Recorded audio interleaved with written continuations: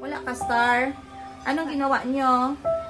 About the emotion. About the? Emotion. Ha? Nagpakilala talaga. Hindi kasi ako talaga nagpapakilala na tindera sa Africa dito sa Jensen. Hindi ka man nagsabi na ikaw si tindera si Africa pala. Guys, hindi talaga ako nagsasabi, to be honest, sa inyo. Hindi ko ginagamit yung pangalan ko as vlogger kapag nagapunta-punta ako sa mga lugar-lugar kasi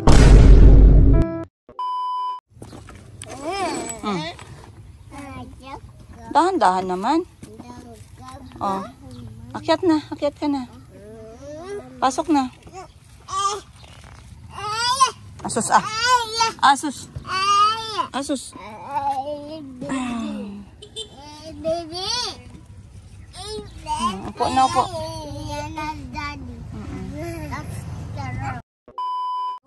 Okay. I will just give the ano lang to teacher. I want to give teacher the rice cooker. What of us? So she can use it in school. What? So now that's what of cooker? Opo, we're giving it away man. Kay you don't have rice cooker in the classroom, di ba? Mommy, but we do. We have rice cooker here. Sit down ka, sit down. Kay mag-go na tayo. Malapit lang yung school mo, andyan lang sa kanto.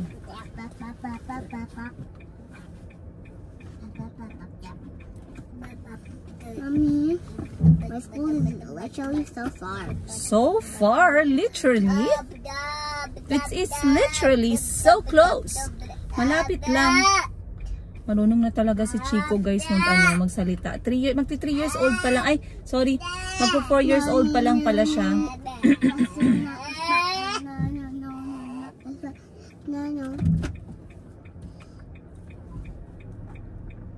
Magpo 4 years old pa lang pala siya, sorry. So, magpo 4 years old pa lang si Chico ngayong October, 2 months from now. So, simple lang naman yung birthday na gusto niya. Naghahanda ako para sa kanyang birthday dahil mga pinsan niya lang naman ang kanyang imbitado. Tapos sa school naman, mga classmates niya lang. So, ang mangyayari sa classroom niya, simpleng kainan lang. For your classroom, Chico, ano, Jollibee? Huh? Jollibee for your classroom? No. Ano? Deadpool. Sige. So, kita niyo yung mukha ko, guys. This is now, hindi pa 24 hours, ha. 24 hours is 1:00 ng hapon mamaya. But I woke up like this. Wala po. Nagtanggal lang tayo ng muta. Nakakahiya naman mag-vlog. Tapos may muta ka. Grabe naman talaga yan. Pero na instances talaga na makapag-vlog ako. Hindi ako aware may muta ako. Kasi muta, hindi naman nag-develop yan sa morning, guys. Ang muta nag-develop man yan any time of the day. Parang love story lang. Ay! Sana all love story. Mommy, parang muta. The boy with a tiger hat, which one goes to Calby School? Opo. So yung paaralan ni Chico, hindi talaga lumalabas ng main road. Dito lang talaga siya sa paikot namin sa village. Ayan, ang takbo ko dito, guys, 20 lang po. Dahan-dahan lang talaga. At dahil nga si Mayumi ay talagang umiiyak yan kapag umaalis ako, sinasama ko talaga siya. Ihatid lang namin si Chico. Naging routine na namin yan dalawa, parang date na namin. So gusto ko ganito yung aking schedule. Yes po. I know my friend is already at my school. Gani, nandun na sila sa school ninyo. Because they used so fast. I was so late. Hindi ka late, oy. 8:30 pa gani yung school mo, oh. Yeah, Alas 8 pa lang gani, oh. Hindi ka pa late. No, but yeah, what Mayumi was taking too long to go in the car. Sige. She was driving a bike forever. Sige lang, good. Be nice lang, good to your sister. She's a sister man and she's very sweet man. But she was driving her bike forever. Galit siya kay Mayumi kay mabagal daw magalaw. Sana all. So yan ang kwento ng aking buhay, guys, pagkausap ko yung mga anak ko. This is time check natin, alas 8 ng umaga. Papunta kami ng paaralan ni Chico. Ihatid ko lang siya. So may mga estudyante na sinasamahan pa ng nanay nila. Ako nung first month lang, first and second month lang sinamahan si Chico para ma-make sure na okay na talaga siya. Kasi nag-aral na siya last year, iniiwan lang siya. Pero private kasi yun, guys, mahal. Mahal yung private, nasa 25 to 30,000 yung 1 year. Mommy, 1 year na bayaran sa ano. Tapos dito kasi kapag ka daycare lang, ano lang, 200, 300, ganun. Tsaka masaya naman yung mga anak ko dito eh, kaya masaya din ako. So maraming salamat. Maraming salamat sa lahat ng mga guro na nagmamahal ng mga estudyante nila sincerely, no? Ayan, shout out kay Teacher Elizabeth. Hindi ko na sabihin yung classroom ni Teacher Elizabeth, baka mamaya hanapin ninyo ba? Mom, that's not her name. Her name is Teacher Beth. Beth. I mean, Teacher Shout out Beth. din kay Teacher Mygrape, kababata. Classmate ko si Teacher Mygrape, guys, sa university, sa Mindanao State University. Siya naman ang guro ni Calby. Kaya masaya ako nung nalaman ko na siya ang guro ni Calby kasi syempre pamilyar na ako, guys. Kilala ko siya ba? Magaling na si Teacher Mygrape eh. Isa yan siya sa aming mga good student way back sa Mindanao State University. Ako kasi pag minention mo yung pangalan ko sa Mindanao State University, yung mga kabatch ko, maaalala nila ako nagbibenta ng bra at saka panty ng Avon at saka Natasha. Nagbibenta ng relo, nagbibenta ng pantalon, nagbibenta ng payong, lahat binibenta ko nung university ako. Okay, so nandito na tayo. Ayan, hatid ko lang si Chico, guys, and then uuwi ulit ako ng bahay para kumain ng breakfast namin ni Mayumi kasi hindi pa kami nakakain. Alright. Maayong buntag muna, Chico Bese. Maayong buntag. Maayong buntag. Jensen! Jensen. Alright. Dan daw, dan. Okay guys, so once again, lapitan lang natin ng konti. Natid ko na si Chico, dinrap ko lang siya. Like I said, normally yung arrangement nila dito sasamahan yung mga bata. Pero kasi ako, nag-aral na si Chico last year. Ayoko na iniisip ni Chico na lagi ako nandyan, lalo na pag nag-aaral siya. So far so good, never yan naiyak si Chico, guys. Pero dahil nga bago yung kanyang surroundings, sinamahan namin siya ng 2 buwan. Pero ngayon sobrang okay na talaga siya. He's able to answer. Saan galing yung she? He's able to answer his book. He's coloring inside the picture. Sumasagot siya. Kapag may tinatanong si teacher. Medyo poker face yung anak kong yan. Pero hindi po siya pala away. So I'm very happy and proud. Medyo talagang active lang siya pagka playtime. Pag kumakain naman, kumakain na siya ng sarili niya, hindi na po kailangan subuan si Chico. Pero minsan kasi namimiss ko siya eh. Naglalambing ako sa kanya, kaya ako siya sinusubuan. Pero hindi na talaga kailangan. And time check is 8:17. Magsisimula na sila in 15 minutes. Yung snack time nila dito is feeding time nila 9:30. So kami ni Mayumi uuwi at kakain naman kami ng breakfast. Hindi pa po ako nakaligo. Ayan, as you can see, ito po ang estado ng aking mukha. Titingin lang ako sa screen ha, hindi sa lens. Ayan. So, this is like, ano yan? Ay, wag yung panty liner ni mama, But anyway, guys, this is how it looks right now. Ang feeling pala niya, wag yan na, wag yan. Yan na lang tayo mag-usap, guys. Ayan ang itsura niya, ha. So, sobrang lalaki ng pores ko. Pero yan, makikita nyo, yan yung puncture from the microneedle. Then, medyo mapula pa talaga siya at medyo tender pa. Pero, yung after 2 to 3 hours nung session, yun yung talagang meron kang mafe-feel na parang throbbing sensation. Hindi naman siya masakit, no? Pero, quite parang mafe-feel mo talaga yung tenderness niya, yung kanyang, yung pag-ano ng sugat sa mukha mo. So far, so good naman. But mamaya, magchika-chika tayo ulit kasi meron silang binigay sa akin na special na gamot. Oh, diba? Special talaga. I'll see you guys later. Hello guys. Ayan, maayong buntag. Ngayon lang talaga ako nakaupo. Si Calby ay uuwi na maya-maya. And time check natin, magte-10:30 na ng umaga. Update ko kayo sa trabaho ko dito sa kwarto. Nakakapagtrabaho ako dito sa kwarto kapag tulog na yung mga bata. So, mga 2-3 consecutive nights na inaabot ako ng alas 11. Kapag katulog na sila ng mga alas 9 latest, minsan 8:30, dumidiretso ako dito sa kwarto para mag-organize at maglinis. So, I was able to give away some of my clothes. Feeling ko lang ang dami kong damit. Pero actually guys, yung damit ko, madami lang siya sa standard ko. Depende kasi kung anong madami sa inyo. Merong iba ang dami-dami talaga. As in, punong-puno talaga yung cabinet nila. May ilang cabinet sila. Meron namang iba yung madami sa kanila, more than 20. Ako madami na sa akin kapag more than 10. And, I know it's easy to believe that kasi nakikita nyo ako halos araw-araw sa mga vlog ko that I'm wearing the same clothes. As long as nalabhan na yan, pwede ko na yan gamitin. As you can see, these t-shirts, yung mga t-shirts ko na glow in the dark, they are from Thailand. Normally, panglakad dapat yung mga t-shirts na to, but they are very comfortable na gustong-gusto ko silang gamitin sa bahay 24/7. Pag nagpapantulog ako, meron akong extra large na mga ganitong t-shirt.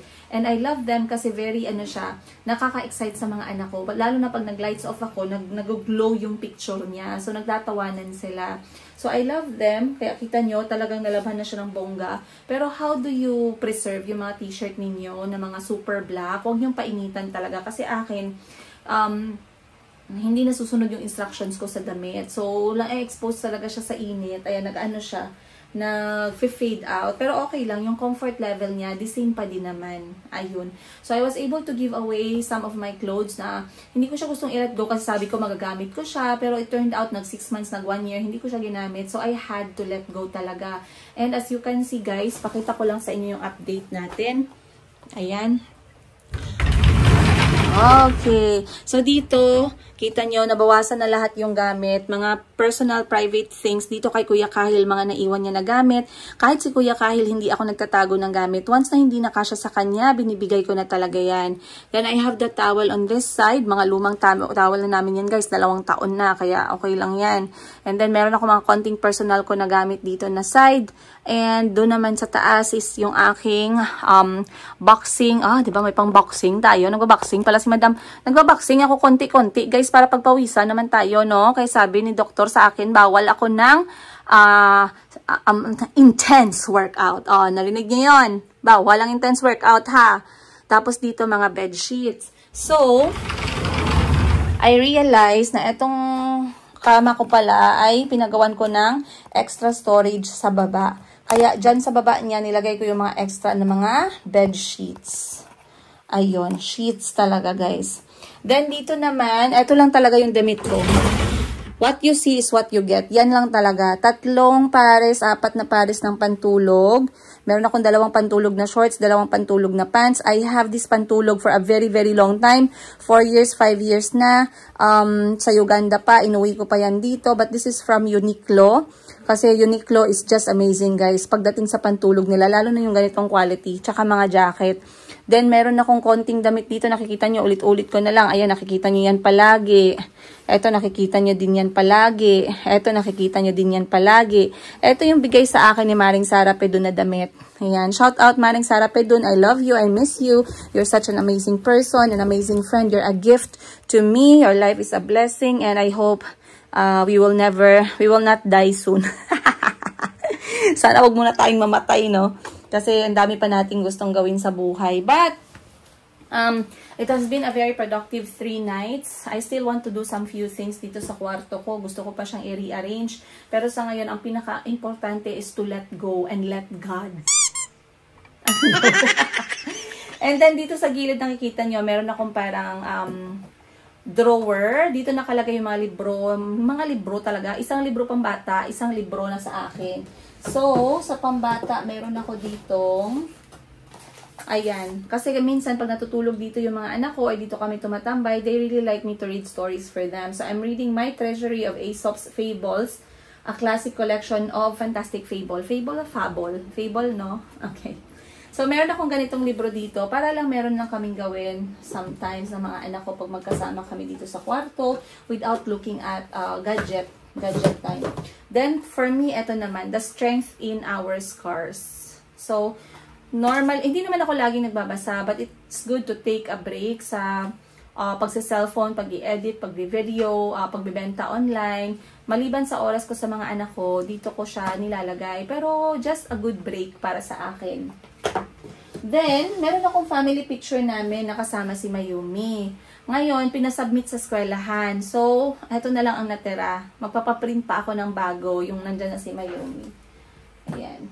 Then, yeah, so far so good. Nag-organize ako ng mga bed sheets. Wait lang guys ha. Ayun. Anyway, gusto kong i-update kayo, ipakita sa inyo at sagutin yung mga tanong. Wait lang, meron akong papakita.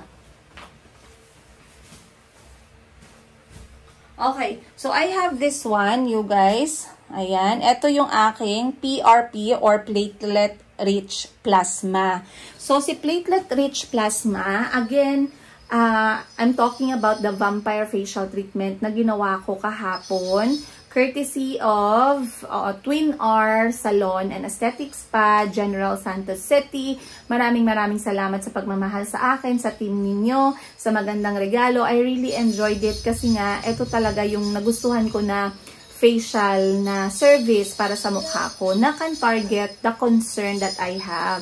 And mura lang naman siya guys, no? 1,500 pesos lang. Hindi katulad sa ibang mga procedure na may kamahalan. Pero katulad ng sabi ko, minsan nahihirapan akong mag-budget. Hindi ko nalalagay yung sarili ko sa budget. Bakit kasi binigyan tayo ni Lord ng ng puso na nagigilty? Sana naman Lord, huwag mo naman kami masyadong ipag-guilty, Lord. We deserve naman na i-treat yung sarili natin, pero naka-wire talaga tayo para wala lang, para mag-guilty, magkaroon ng mom guilt. Sana may konting pagka-selfish naman tayo. But anyway, this one right here is yung pinaka-special ingredient, magic potion, ika nga. Mayumi, come inside, love. Andyan si Mayumi naglalaro ng musical instrument. Nakalika. Okay, sige. Thank you, Ate Bani. Ayan. So anyway, eto guys ay ang ating magic potion. Ito yung tinatawag na PRP or platelet-rich plasma. So, si platelet-rich plasma, basically, ay sa aking dugo. Ito yung dugo na kinuha sa akin. Nilagay siya sa machine para paghiwalayin yung red blood cells at saka yung plasma. Ayan. So, this one, what does it do? Very amazing, guys. Very amazing. Tingnan ninyo sa mga YouTube, mag-research kayo kung anong ginagawa ng PRP or platelet-rich plasma every time nagpapa-vampire facial kayo. Eto guys, mismong galing sa katawan ko is my own healing medicine and a magic potion for the procedure. Hi love! Ay, pasok dito ka sa bed. Come up in the bed. Ali, come. Come. Ay, wag yan kay mama yan. Be? Okay, sing ka na, dance ka na. You're my soda pop. You're my little drink of Joey Naminidom. Dora Pira Pop. Soda pop ka na. Ano man yan, ikot. Music, play music. Play music. Play music. Hi. Play music. Yay. Sing a song, sing a song. A, B, C, D, E, F, G, H, I, J, K, L, M, N, O, P, Q, R, S, T, U, V. Play a song.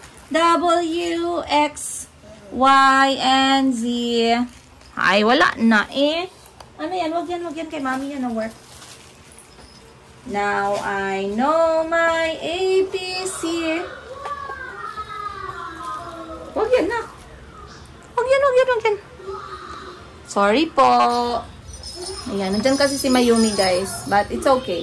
So, etong PRP na to, eto yung ating pinaka main ingredient for our healing process. Not only healing process, eto yung mag-boost ng collagen growth para sa ating mukha. Para yung mga butas, mag-slowly, mag-fill in ulit yung bagong laman loob. Ay, hindi laman loob. Bagong laman lang pala, guys. Yung tinatawag na collagen. So, eto, nakakatulong yung PRP talaga. Plus, the healing part of it is amazing. So, maraming nag-comment dun sa video na in-upload ko kahapon, no, na talagang natuwa sila and they said that it's really what they need. Guys, check it out. Hi! Welcome back! Kamusta ang school mo? Very good. Nag-star ka? Patingin ako. Wala ka star. Anong ginawa nyo? About the emotion. About the? Emotion. Ha? Emotion. Emotions. Anong emotions? Example? Happy, sad, malungkot. Malungkot. Be, patingin ng malungkot. Masaya. Galit.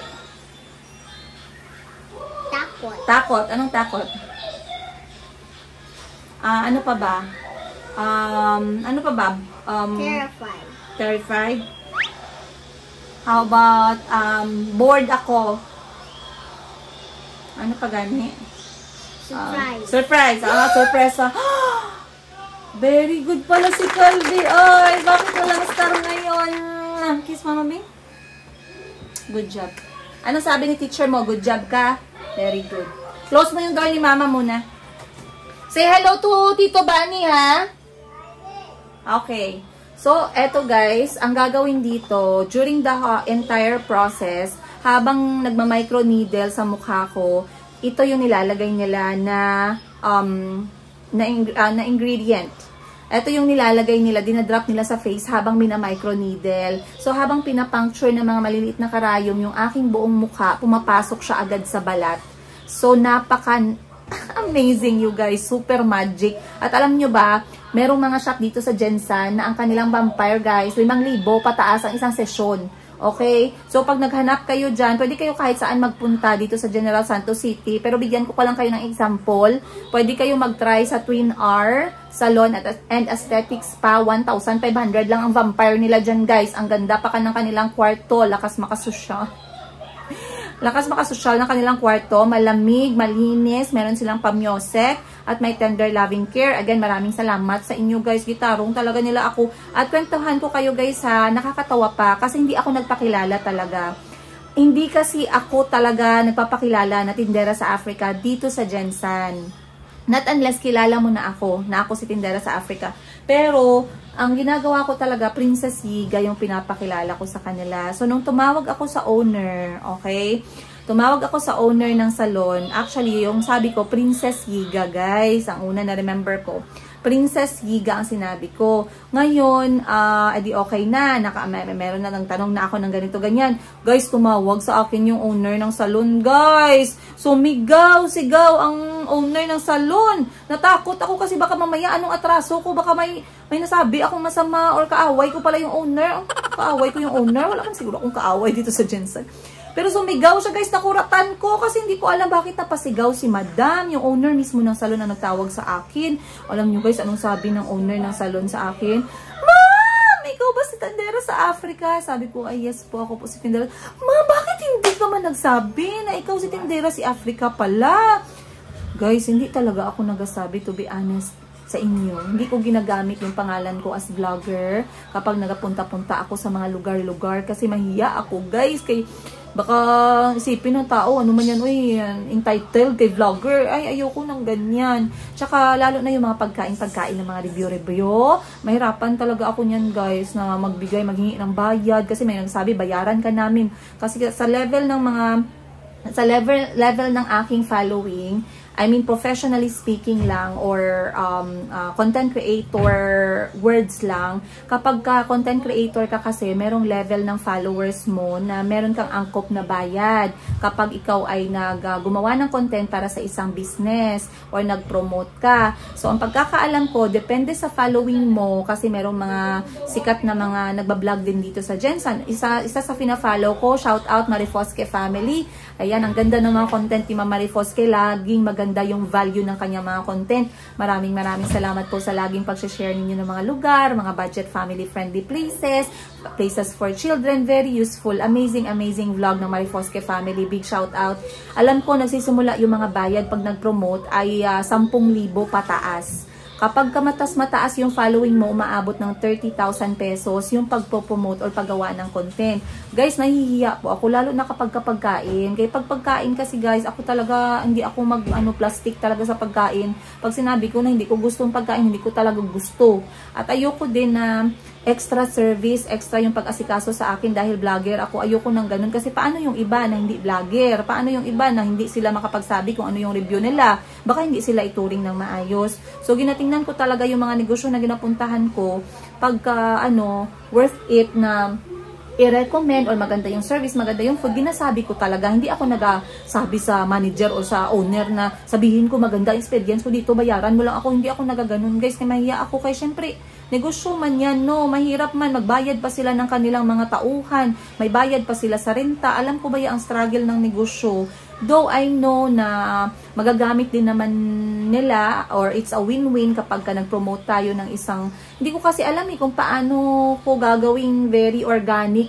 Ayan, gusto ko kasi organic lang yung aking pakiramdam sa isang lugar or isang pagkain or isang serbisyo. Kung ano yung talagang naramdaman ko, gusto ko laging sinasabi sa inyo yun. O, diba? So, anyway, yun ang kwento. Nagsigaw si Mama, si tindera ka sa Africa ka pala, Ma, ba't hindi ka nagsabi? Ganito, ganyan, ganyan. Ma'am, punta ka sa salon, ako bahala. Ganon, ganon na. O, syempre, nag-offer si Ma'am. Hindi man ako naghingi, guys, ha? Hindi ko man yung gihingi, pero nag-offer man sila sa akin na libre daw. O, diba? Yung heart ko nagbuto-buto na kay libre. Oy, sayang din yan, oy. Diba? Okay na yan, very good na yan. Kaya hindi ko na yan talaga hindian. Tapos gaganda pa ako. Oh. Iba talaga, guys. Iba talaga. So, maraming salamat once again. And hello sa owner po ng Twin R. Maraming salamat. Daghang salamat sa Bisaya pa sa pagpalangga sa ako ang mga anak o sa ako ang nawong. Sabi nga ni Madam Ten Gibbs, napansin niyo daw yung kapangitan ko, kaya niyo ginawa yun. Totoo ba? Ganun ba talaga ang pakiramdam niyo sa akin? Joke lang, guys. But anyway, once again, this is the PRP. Galing to mismo sa dugo ninyo, so huwag kayong matakot. I-apply siya during the procedure. Wait lang, nag-recording pa ba tayo? Ayan, nag-recording pa. I-apply to siya during the procedure and after the procedure. So, bago ako lumabas kahapon, pagkatapos ko, nagpahid pa kami ng PRP. And then, pagdating ko sa bahay, bago ako natulog, naglagay ulit ako ng PRP. And I still have some, kasi pababaunan ka nila ng PRP as your, ito lang yung ilalagay mo sa mukha mo for the first 24 hours. So, after 24 hours, pwede ka na mag-gentle cleansing. And then, huwag ka muna mag-apply ng kahit ano other than sunblock lang muna para mag-heal. So, yung total healing niya talaga magaganap, yung total healing sa loob ha. Sa loob, magaganap in about 10 days. Okay na siya. Pero yung sa labas, makikita mo na parang nasa-start na siya maging okay after the 4th day. So, marami siyang pagdadaanan na phases.